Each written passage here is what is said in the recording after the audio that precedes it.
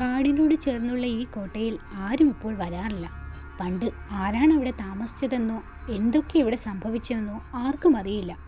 ഇടുങ്ങിപ്പൊളിഞ്ഞ് വേരുകൾ കയറി നിലം പൊത്താറായെങ്കിലും ഇനിയും എന്തോ വലിയൊരു കാര്യം കൂടി ഇവിടെ സംഭവിക്കാൻ കാത്തു നിൽക്കുന്നത് പോലെ തോന്നും കോട്ട കണ്ടാൽ. അസാധാരണമായ എന്തോ സംഭവിക്കാൻ പോകുന്നുവെന്ന് ചിലർ മാത്രം മുൻകൂട്ടി കണ്ടു. ചില കൊച്ചു ജീവികൾ.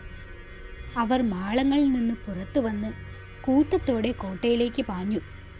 ആരെയോ പ്രതീക്ഷിക്കുന്നത് പോലെ എലികൾ കോട്ടയ്ക്കകത്തും പരിസരത്തും കാത്തിരുന്നു. അതെ, ഏറെ നൂറ്റാണ്ടുകൾക്ക് ശേഷം ഈ കോട്ടയിൽ ഒരാൾ വരാൻ പോകുന്നു. പിറ്റേന്ന് മറ്റൊരിടത്ത്. മര്യാദയ്ക്കായി യന്ത്രമിങ്ങെടുത്തോ, ഇല്ലെങ്കിൽ രണ്ടിനെ സൂപ്പാക്കും. അയ്യോ, ലൊട്ടുലൊടുക്കിൻ്റെയും ഗുൽഗുലുമാലിൻ്റെയും പരീക്ഷണശാല. ഇന്നാ പിടിച്ചോ, തീർന്നില്ലേ? തീർന്നില്ല, ഇതിൻ്റെ ഗുട്ടൻസ് കൂടി പറഞ്ഞു തരണം. ദാ, ഈ സൂചി പിറകോട്ട് തിരിച്ചാൽ കഴിഞ്ഞ കാലത്തിലെത്താം. ഓഹോ, 2 നൂറ്റാണ്ട് പിന്നോട്ട് പോകണമെങ്കിൽ സൂചി 2ന് നേരെ തിരിച്ചാൽ മതി. തട്ടിപ്പാണോ? സംഗതി നടക്കുമല്ലോ. നടക്കുമോന്ന്? നടന്നില്ലേൽ ഈ ലൊട്ടിലൊടുക്കിനെ അങ്ങ് തട്ടിക്കോ.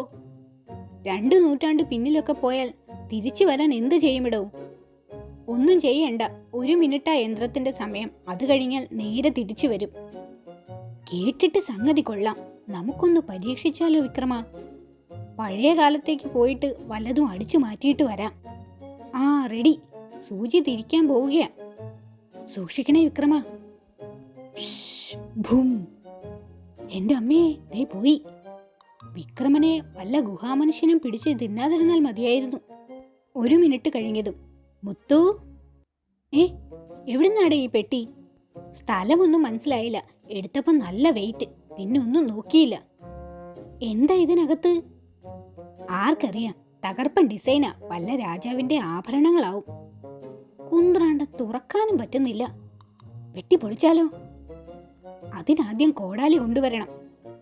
അതുവരെ ഇതൊന്ന് ഒളിപ്പിച്ചു വെക്കണം. പറ്റിയ ഒരു സ്ഥലമുണ്ട്.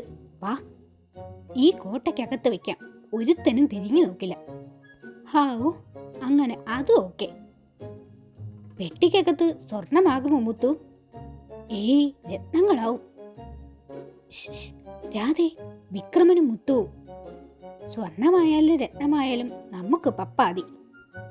വെച്ചത് അവിടെ ആയതുകൊണ്ട് ആരും കാണുമെന്നും പേടിക്കണ്ട. വേഗം വാ, ഇരുട്ട് മുമ്പ് തിരിച്ചെത്തണം. അവന്മാർ ഏതോ കൊള്ള കഴിഞ്ഞുള്ള വരവാ.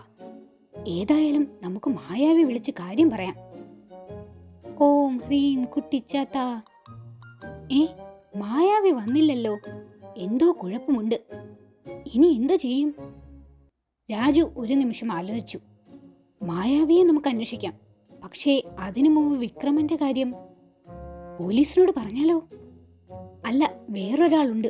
ഫോൺ നമ്പർ എനിക്കറിയാം. വേഗം വാ, വീട്ടിൽ ചെന്നിട്ട് ഫോൺ ചെയ്യാം. ലോകത്തിൽ ഏറ്റവും വിശ്രമം കുറഞ്ഞ ഫോണുകളിൽ ഒന്നിലേക്കാണ് രാജു വിളിച്ചത്. ടോണി ബ്ലെയർ ആവും. ലണ്ടൻ സ്ഫോടനം അന്വേഷിക്കാമോ എന്ന് ചോദിക്കാൻ വിളിക്കുമെന്ന് ബുഷ് പറഞ്ഞു വെച്ചതേ ഉള്ളൂ. സ്ഫോടനത്തിൽ കോഴികൾ വല്ലതും ചത്തോന്നു കൂടി ചോദിച്ചേക്കണം. ഹലോ, ജമ്പൻ pole vault here. Raju Radha? Tony ബ്ലെയറിന്റെ പിള്ളേരുടെ പേര് അതല്ലല്ലോ. ഛേ, ലണ്ടനിൽ നല്ലെന്നോ? ഛേ.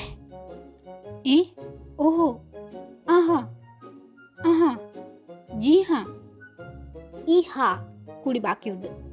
ഓക്കേ, ഞങ്ങളിതാ പുറപ്പെടുകയായി. അതായത് ഇന്നും പട്ടിണി. കുറ്റകൃത്യത്തിന്റെ വാർത്ത കിട്ടിക്കഴിഞ്ഞാൽ ജമ്പൻ സച്ചിൻ തെണ്ടുൽക്കർ അടിച്ച പന്ത് പോലെ.